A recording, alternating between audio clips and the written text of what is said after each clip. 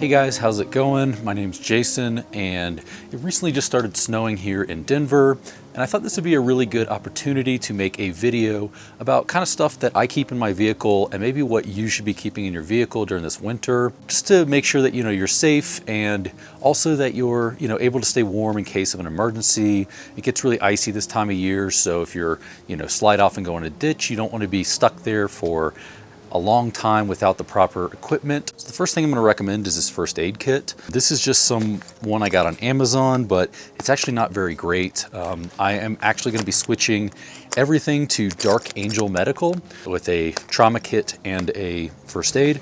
But for now, this is fine. Once I get that in, I'll have a video on that one. I would recommend that if you can, in addition to a first aid kit, go ahead and get yourself a trauma kit and then watch some videos online and kind of learn how to do that correctly, because if you're in a pretty bad accident, this really isn't going to do anything, but it's nice to have for a little minor stuff. So the next one I'm going to recommend is a kind of a recovery kit.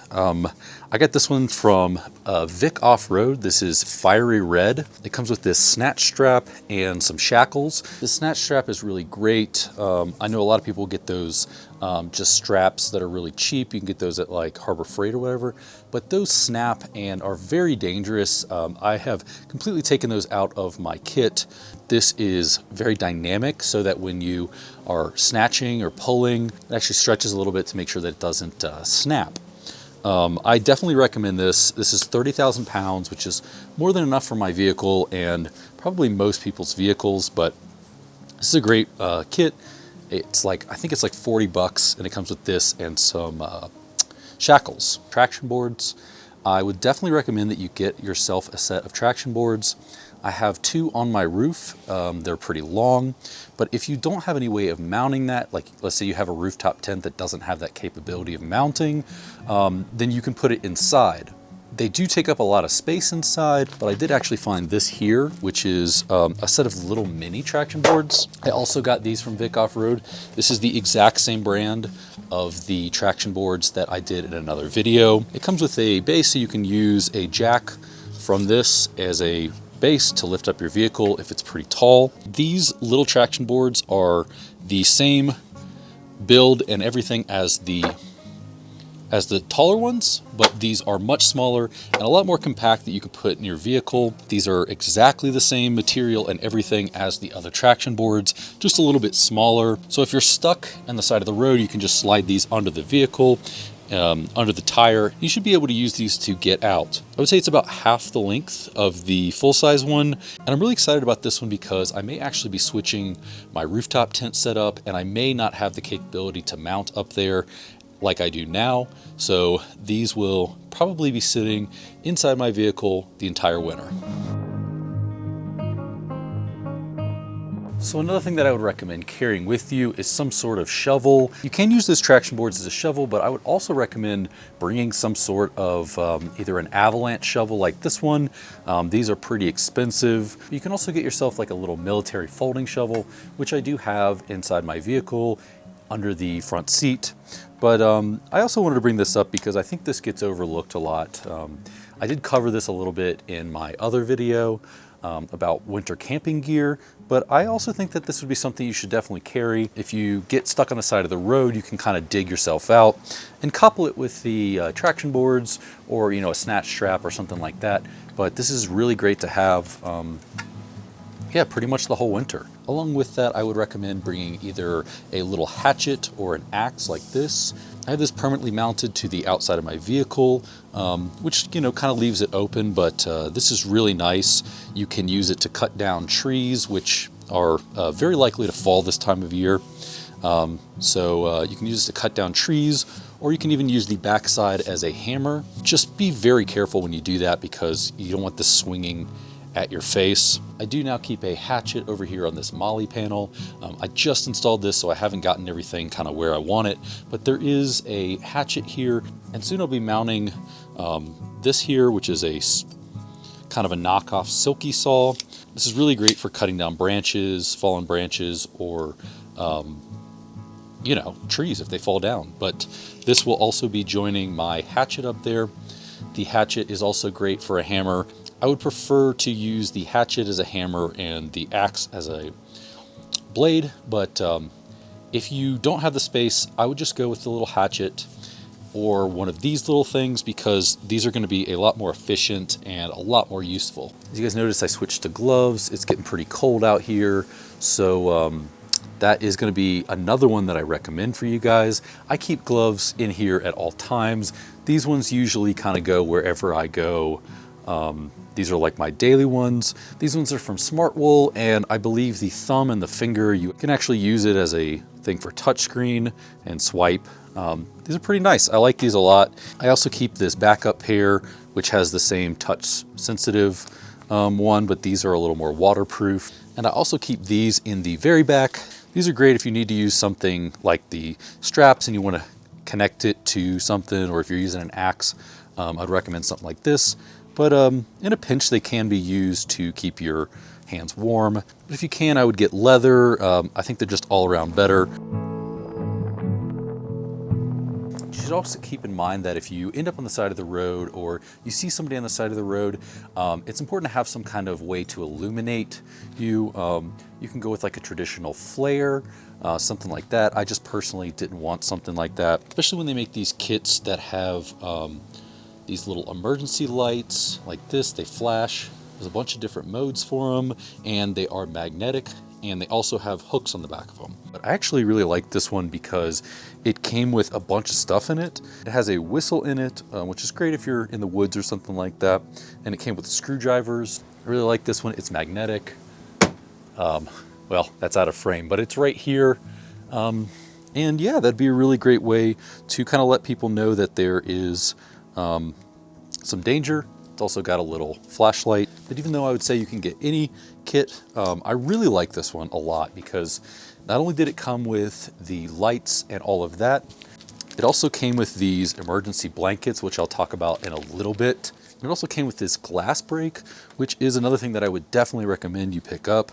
I really like this, but I already have a glass break and a seatbelt cutter, but if you don't, this kit is like 30 something bucks, and it kind of knocks a lot of the things that I was gonna put on this list out for you. So yeah, I'll put a link below to that one. I think it was like 34 or 40 bucks. But if you already have flares and stuff like that, I would recommend getting something like this, or like the knife that I have up in the front. I actually talked a little bit more about that knife in my Harbor Freight video, so if you've seen that one, you probably know about that one. So in addition to the emergency LEDs, I would recommend getting some other forms of lighting. I have these magnetic lights that are also in my Harbor Freight video. These are really great. I like these, but the battery life on them isn't that great. So yeah, I would keep these charged if you go with these. They're really cheap. I also have this Coleman that has these little magnetic panels. I talked about this one a bunch.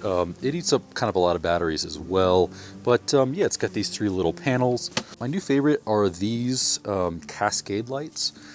I got these at Costco, but I think you can get them online. They have these little hooks on them. This comes in a pack of 3, and you've got several modes. You've got kind of a halogen, a white, a brighter white. Emergency as a backup, you could possibly use this as a kind of an emergency light, put all 3 of them on there, but it's not as bright. I would recommend just spending the extra money and going with the emergency kit. So if those are a little bit big for what you've got, you can also keep a headlamp in there. Keep that in the driver's side second door, and it's always there. I know it's always going to be there in an emergency, so I can always grab that if I don't grab these lights first. So another thing I would recommend is bringing an emergency blanket. I have not personally used this one yet. This is the one that came in that kit, but I do have in here an emergency blanket. I actually keep 2 in there. So I really like these. The only thing is they take up a lot of space. So I'm gonna see if these are any good.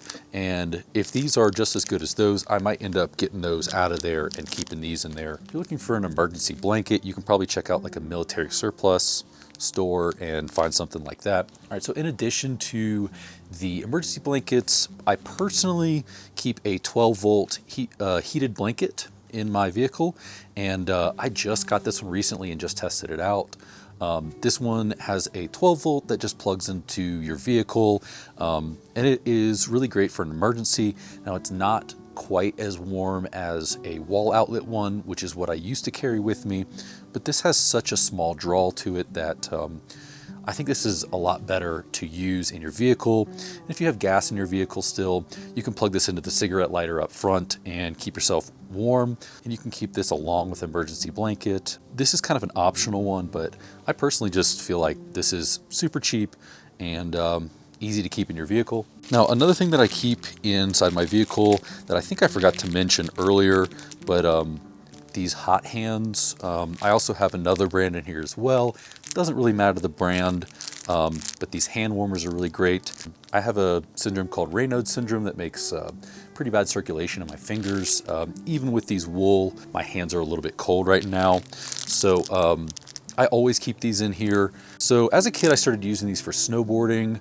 I really like them, but I've kind of adapted them into not really my everyday, but at least my carry in my vehicle. And when I go camping, I have these on hand. I also make electric ones that you can keep. I haven't purchased that yet just because my local Sierra has these for pretty cheap.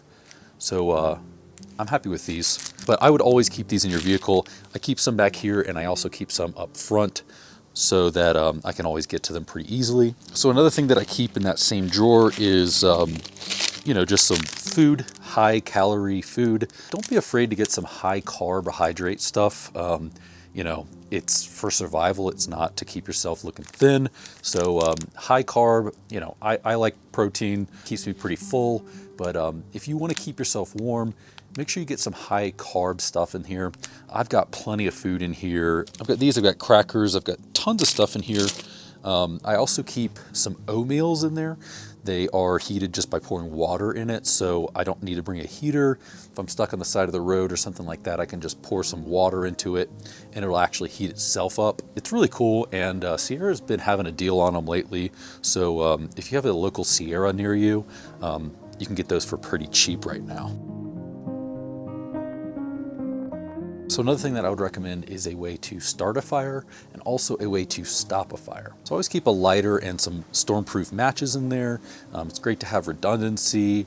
I will normally grab the lighter first, but just in case that's broken, the stormproof matches are great. You can get them wet and they'll still work. They're really great and they're really, really cheap. I really like those. I think I've gotten a bunch from REI, but you can get them online for pretty cheap. And I always keep those in my vehicle, even year round. I would always recommend a way of putting out fires. So this will likely be living on my molly panel back here, but right now it's in my drawers, which just makes me feel a little unsafe just in case I'm rear-ended and can't get to the fire extinguisher. This is from First Alert. It is not a super high-end brand, but it will do the job. It has a nice lid to it, so I really liked that. They also have these little sticks. I think you can get them at Duluth's or online. If you can get them on Amazon, I'll link those below, but they're real small. And actually, if I go with those, they will end up going on my Desert Does It panel on the front seat. But for now, I'll use this one and keep it back here. You always want to have a way of starting and stopping a fire, and I think that as long as you don't get a really terrible one, I think these are usually pretty good. But when it comes to these, don't aim super low. Kind of go in the mid-range and get yourself a decent one of these. So another thing that I would recommend is keeping a multi-tool. I have this one back here, which is from Ozark Trail. This is nothing special. Honestly, it was very cheap. It does the job just fine, but in my immediate area up front, I have a Leatherman rebar, I believe it is, and it is an amazing tool. Just know that the price difference between these two is a lot different. This one I don't think was much more than like 20 or 30 bucks, whereas my rebar was, I believe, 70 or so dollars. It's really great. It fits on, your pocket. It fits up on the molly panel. It's really great to have. There's a lot of stuff that might break in the winter, or something you might need to fix. And I think that in the winter especially, I would keep these, but I would just keep one all year round in your vehicle. And if you can afford the space in your vehicle, I would say keep a pair of pliers. And if you can, try to keep a flathead and a Phillips screwdriver. You never know what you're going to run into out there. And I think that those tools will most likely encompass everything that you'll need. There's some jobs they won't do super well, but they will probably do most jobs with those 3 tools. Along with that little toolkit, I would also keep some duct tape in there. I keep duct tape in here year round. I would make sure to look for like mil spec or, you know, just something that's going to be a little bit stronger. You can buy cheap duct tape, but you know, you get what you pay for when it comes to that stuff. So I would get something a little bit stronger, and it's really worth it to have. Duct tape is a great tool to have pretty much year round in your vehicle. I'd also recommend keeping a set of jumper cables with you. I don't normally keep this in here. We have a battery pack that jumps it, but I can't seem to locate it right now. I have no real recommendations of a brand to use. I've just used kind of whatever over the years. If you guys know of any companies I should try out in that department, let us know below, because not only do I want to use it, but I want to let people in the comments know what they should look for. Just personally, me, I have no one brand that I recommend. Maybe I'll drop some below of something that has really high reviews. So something I almost forgot about is this little power bank. I would recommend keeping a power bank in your vehicle at all times to keep your phone charged. You know, in the winter, the battery on these things don't last as long. You know, the time that I've been sitting here, mine's almost dead as well. But if you are in a situation where you need to reach out to somebody, keeping this charged with one of these is really great. It is not my brand. This is just a sticker on it, but yeah, I will link some below that you guys can check out of these. It's great to have, you know, pretty much year round, especially in the winter, as batteries tend to not do so well in the cold. So I'm sure there's something that I missed in this video. If so, I will type them in the pinned comment at the very bottom of this video. There are some things that I would recommend you guys definitely keep in mind while driving in the winter. Definitely keep your gas tank as full as you can, just in case if you get on the side of the road and you want to run your heater or something like that, keep it running, or power any electronics, then you know, you want to have as much gas in there as you can to keep things running. Also keep your windshield wiper fluid topped off completely. I know especially in Colorado, when they dump that mag chloride on the ground, I'm using my washers every few minutes. So definitely make sure you keep that full so you can see out of your vehicle. Another thing that I've never tried, but everyone always talks about, I'm sure you guys know about this, but if you keep kitty litter in your vehicle, you can get yourself out. I feel pretty comfortable with what I have set up, so I don't actually carry that. But yeah, if you can't carry the traction boards or something like that and you want to try that, I would say go for it. But personally, I would rather just spend the money on a traction board or a rope or something like that that I know is going to be able to get me out.